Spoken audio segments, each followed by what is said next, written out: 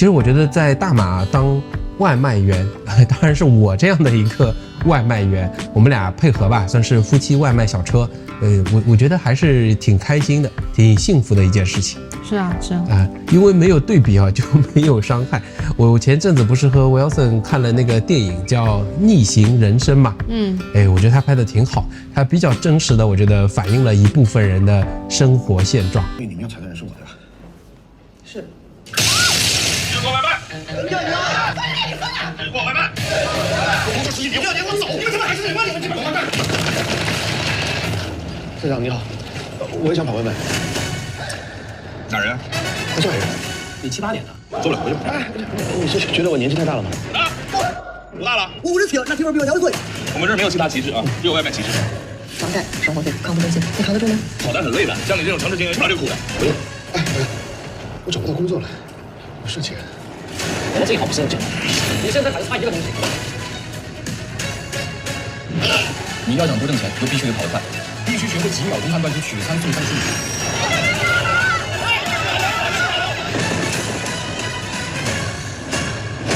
这是我以前的公司，帮我送去。白主任，咱们送外卖，这不是出来卖的。哦，是吗？这部电影在中国可是被吐槽了不少，说那个美化了快递员的生活，然后美化了快递员的命运。可能也不敢再把更真实的那个情况，更不堪的给展现在大荧幕之上。但是我是挺能理解的，因为一个在大厂程序员年龄都已经45岁以上，他其实真的至少在中国的职场啊，价值是快速的下降。你知道，你可能也听到过的，像在中国，以华为为代表的，他们内部就有一句有名的话，叫什么？叫向35岁以上的人开炮。因为任正非以前当过军人嘛，所以他们内部就大量的军事术语。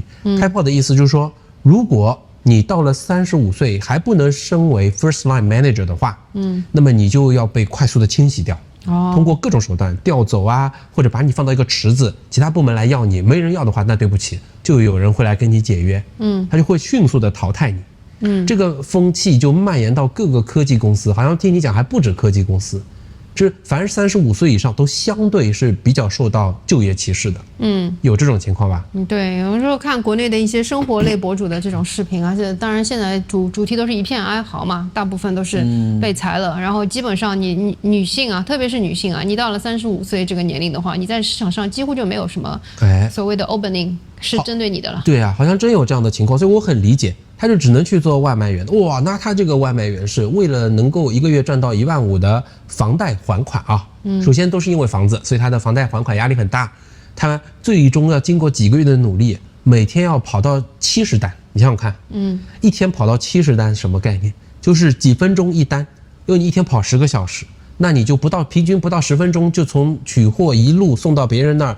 应付各种各样的这个软件的问题，什么没有送达，被客户投诉了，搞错了，等等等等，10分钟就要完成一次，这还是一天纯工作10个小时的这个情况。这个又是让我感到很现实。OK， 那这是一种中年人的困惑。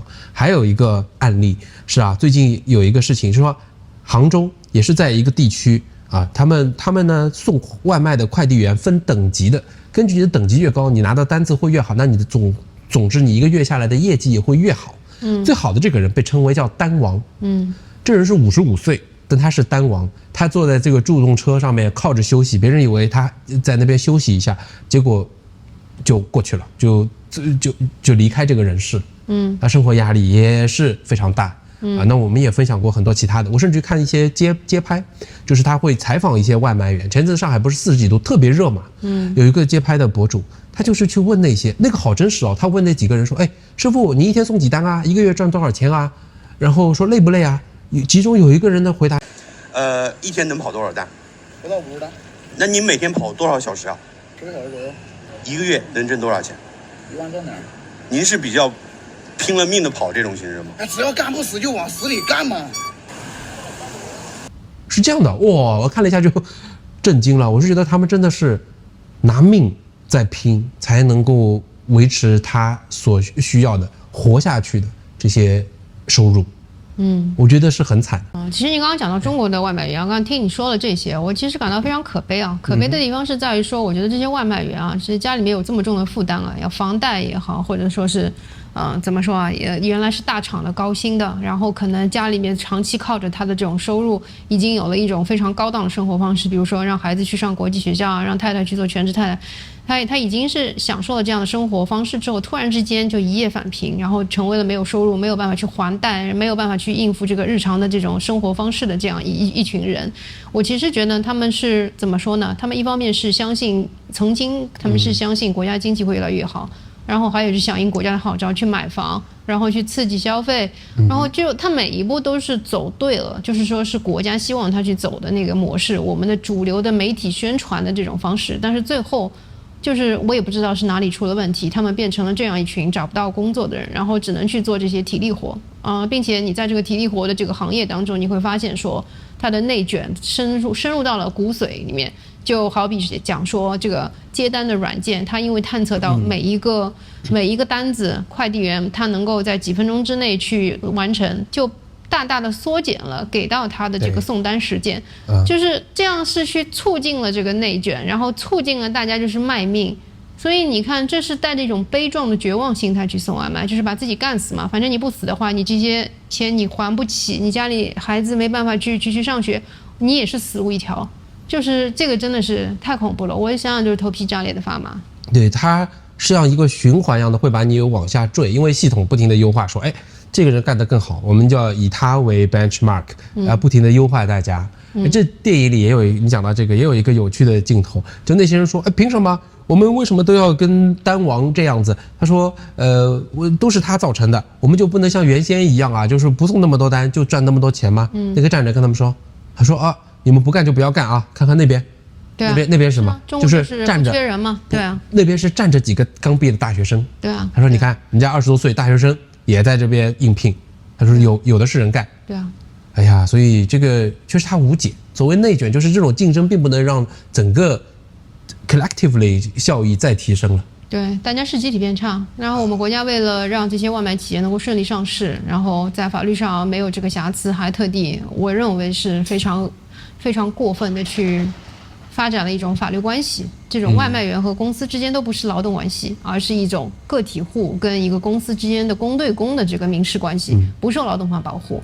我认为这是一种羞耻，真的是羞耻。因为这样的话，企业就可以逃避给这些员工去缴社会保险，那些法定的员工福利都不需要。对，然后可以逃避说这个超时工作，因为劳动法上面规定说一周是只能是40小时工作，如果是延时工作，好像最多也不能超过40小时。但是我们现在远远超过了，所有的这个一个新的法律关系给他们创设出来之后，规避了这个原有的劳动关系，我觉得是一种可悲哀。这点没有人在提，但实际上就是他们都通过这样的一种新型的这种合作关系之后，他根本就享受不到任何的劳工福利、劳工保护了，对啊，对吧？对啊。那么这也是他的一个可悲之处，因为本来如果他是这个企业的员工的话，他享受最起码的劳动保障保护，各种各样的工作时长、强度，对吧？如果发生车祸这些，好，那么这层网基本上都已经被撤掉了，就可能给你买一个强制的，好像电影里说100块钱的保险。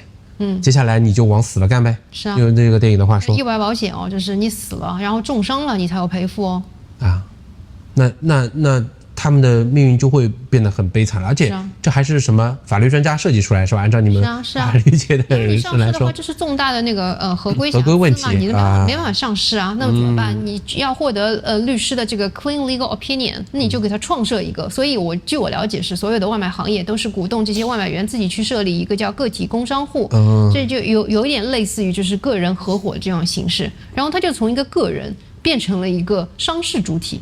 你知道吗？然后商事主体再跟那个公司去签合同，所以在中国你外卖很快快递也很快，然后呢你感到这个成本很低，服务比较好，这个都是建立在这些人的根本就没有什么劳工权益的基础上。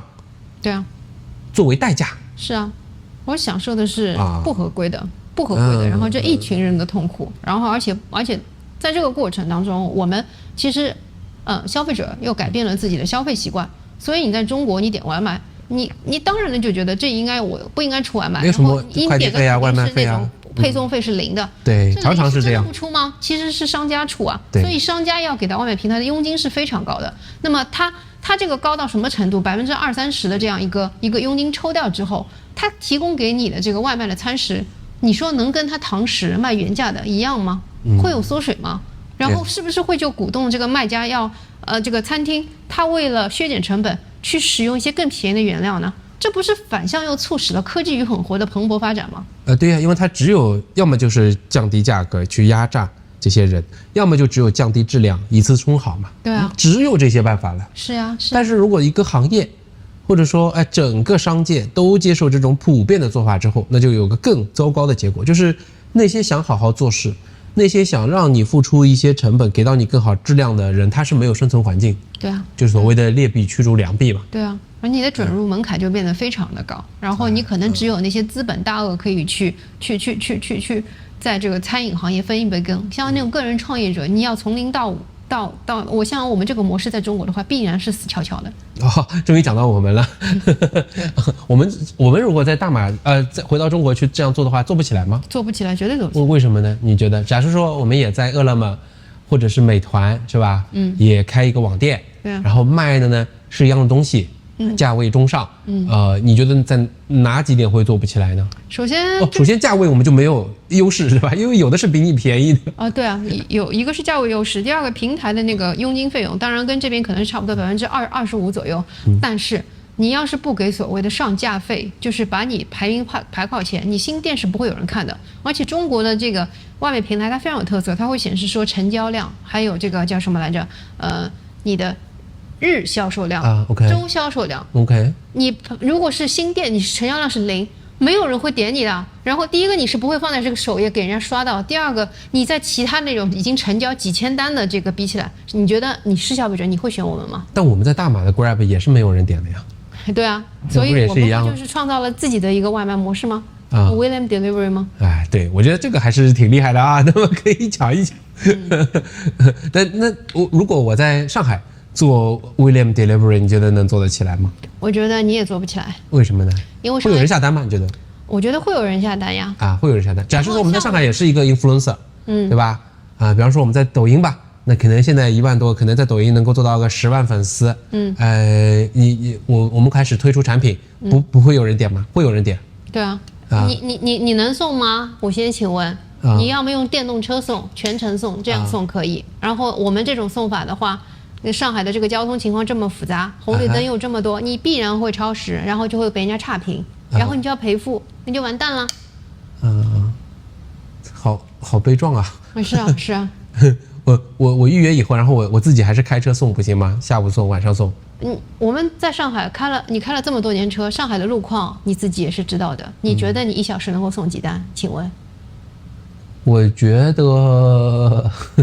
1小时1到2单是撑死了吧？你首先要找到停车位，停车位1小时的费用15块，你试试看。这就是我想说的，就是路边你恐怕是找不到停车位。对啊，然后在路边3分钟停车。就是你超过3分钟就是罚单，那个24小时这个转一圈的这个罚单200块。对，停车倒是一个问题，我在想。但如果你请专门的这个 delivery 来送的话呢，那个成本又太高了。对，那个基本上是3公里15块钱吧。对，那个成本又太高了。闪送骑手，我一直讲。又做不下来。也对可能，但是我们上海说不定就要换一个其他的模式了。对，我上海，我这个鸡腿肯定在上海，我人民币就要卖到它38一个，也就是马币起码得20，才能够这个盈亏平衡赚到钱，因为初期的运营成本还是很高的。对啊。哇，这样的话又没人买。OK， 所以在大马做快递还是挺幸福的。我们现在的模式呢，大概呢就是提前的告诉大家，然后会收集订单。这订单以后呢，我们每天配送的时候大概10多个客人吧，一下午。所以我们提前就会把他的这个一整个路线排好，通常都是绕集中坡画一圈，对，回来120公里左右。对，加上到家差不多要120公里。有时候最多时候看到过150几公里，但是常见就是120几公里。反正一下午就给大家每户都配送完。还能保证大家拿到这个那些凉菜单品的时候是热的，保冷，对冷菜是冷的，对冷饮是冰的，对，我觉得这还是比较幸福的，而且一个一个送完，大家都是笑嘻嘻的。关键呢，还有个不同是，我觉得每次送到客人手上啊，没有长久的说，哎，来了吗？怎么还不到啊？你在哪儿啊？这些在上海送外卖经常会被快递员问的，我觉得我没有，你在那边可能工作做得比较好，提前跟别人说好之后，我们到点，大家也很准时的，总是会出现。对，基本上是这样。哪怕我们有时候晚点了，大家不会那种，首先是上来气势汹汹的指责你，完全没有的，都是小心翼翼的问你说，请问能告诉我现在我的这一单什么时候送吗？就是小心翼翼的是这样跟你聊的，对，然后你告诉他不好意思哦，我们真的是晚了，但他们介绍说没关系，慢慢来哦，请你安全驾驶哦 ，safe drive 小心驾车。对，然后到达之后看到这些客人，他们的心情都是很好，所以我们能够快速的简单聊上几句，总归是挺开心的，就像一下午见了10几个朋友那样，对，这种感受。是的，其实我们自己平时在 Grab 上面叫外卖。我感觉这边的外卖员他们也是心情愉悦的，并且他是会耐心等你，等到你下楼。你说慢腾腾，我们这个电梯来得很晚，有的时候让他等了2-3分钟的话，他不会像中国的外卖也会骂你哦，他就是很耐心、很开心的给到你。对，说明他没有很大的压力。第二呢，他的质素也很好，他不会就是用这个事情来怎么样，就是来责备你。是的，你看我经常有的时候现在会叫一些这个 Lalamove 或者 Grab 骑手给我们的顾客去送货嘛，但是你知道上海大马最近是雨季，所以有的时候下暴雨的时候，你就会看到说这个 Lalamove 的骑手或者是 Grab 骑手就在这个地方会停很长时间，但是没有顾客会在那边催我，然后我们自己也很理解，下这么大的雨他就应该去避雨，对不对？所以大家就是抱着这种相互体谅的心态，有的时候他一避就要避上半个小时，再过来跟客户解释，难怪都是一笑了之。对，是，我觉得你这点讲的特别好，就是要相互体谅。对啊，那相互体谅，我现在发现，它不单单需要有这种相互体谅的心态，这才能产生这样的行为，还需要有一种相互体谅的土壤。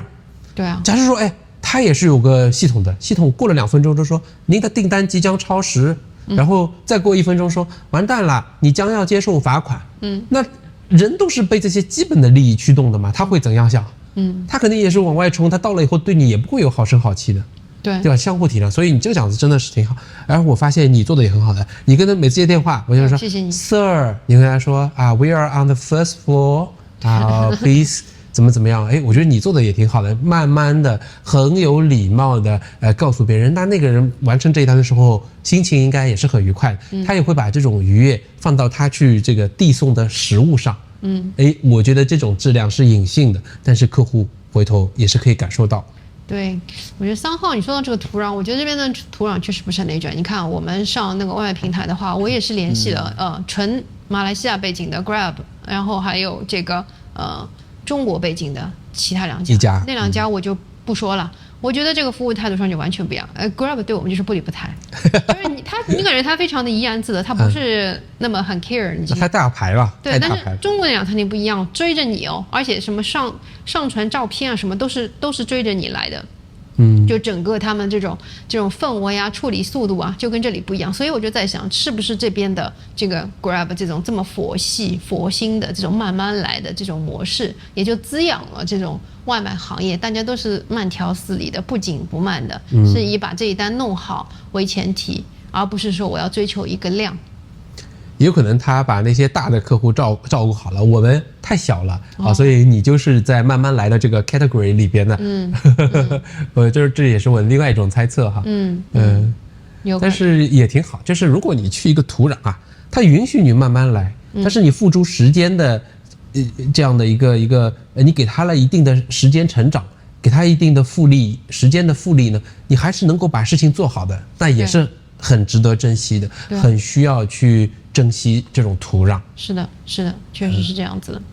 我很感恩，就是在我马来西亚，我联系这些外卖平台的过程当中，我并没有受到说像国内传统外卖平台，它会要求叫店铺装潢费，就是你自己上那些照片，如果你自己排版的话，他给你那个免费的模板就巨难看，然后你一定要花几千块钱升级一下，然后他给你什么殿堂换新啊之类的，这种费用这里都没有。我看做出来的也是挺漂亮的，而且你看这边的知名店家都是一样的。他们没有那种额外花里胡哨的模板，就他给到你还是特别是一种 startup 一种，就是大家都平等的这样子，大家是要靠自己质量取胜的那种。就它只是过程慢，但它没有任何额外的收费，只要申请没有就可以了，对吧？对。然后那说明它在外卖这一块平台上还没有内卷嘛？对，还没有就是说各种巧立名目让你们拉开差异，让你们去竞争。他唯一 approach 我一些有偿的 promotion， 就是你愿不愿意参加我们的一些对用户的补贴，比如说10块30块减7块，然后你出3块5，我平台补贴你3块5，只有这种给到我。OK， 那挺好的。这种土壤，你看也就给了我们这样想做一些事情，有这个机会嘛，对吧？不然我们这个年龄，我们这点能力怎么能够做得起来？是啊，而且你看，我们不依靠外卖平台，我们也能够做得起来。但是你能想象，如果你在中国的话，你一个新店，尤其是我们这种以外卖模式的新店，你不搭在一个外卖平台上，能不能生存？其实我们创业的初期也是想，我们的模式是要依靠外卖平台，对吗？结果没想到这1个月运营下来，我们完全不需要通过 Grab。不需要通过外卖平台，我们就能够生存，都能够做下去。这是一个多棒的、多励志的马来西亚故事啊！哎，好的，那我们把这个励志给继续下去啊，把这个梦想要做大。是啊，我们也印证一下，我觉得马来西亚是有梦想的，说不定成了呢。对，我们说不定可以做出一个中年人创业成功的一个 example。有可能啊。我没想那么多，我想就是我们现在已经过了1个月，可能接下来我想庆祝双满月，再慢慢来吧。我们离100年老店还差99年零10个月，11个月，好的，OK，好。